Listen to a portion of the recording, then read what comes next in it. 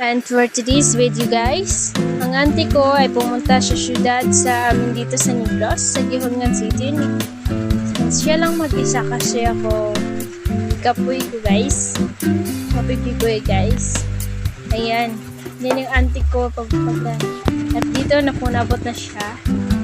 Ayan, nagwat na lang siya ng tricycle. Ayan, nagsakay na siya guys. Nagsakay na siya ng tricycle.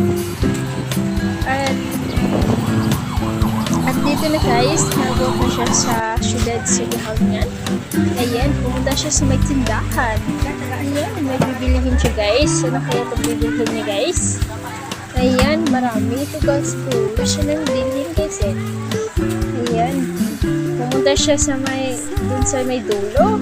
Mukhang masabon yung bibilihin niya guys. Para itinda niya dito sa may maliit na tindahan guys. Ayan, yung presyo guys. Yung presyo mga pagkabigya guys. Kaya baligyan yun dito. Ayan, marami yan guys ha. Ayan guys. Yung nag-auntie ko guys. Namimili lang siya guys. Ayan. Siya yung namimili guys. Ayan. Ayan guys. Siya yung namimili guys. Ayan. Parang gusto niyang hakutin ko lahat ng balik-tindahan dito guys. Lahat ng balik-tigya dito guys. Gusto niyang bilhin lahat.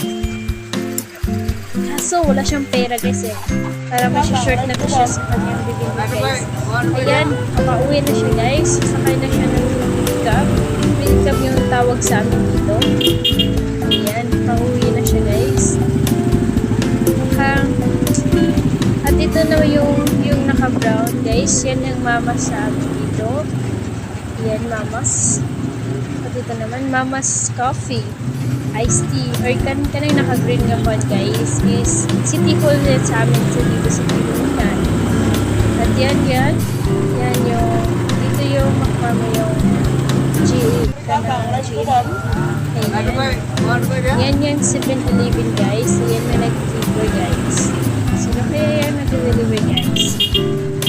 Ayan, mukhang malayo pa itong sa kanya eh. Mukhang nandito ba yun sa Gihongan? Yan ang mamas guys. Oh my god. Yung City Hall. And thank you for watching this made video. I hope you enjoy and please like and subscribe this my YouTube channel.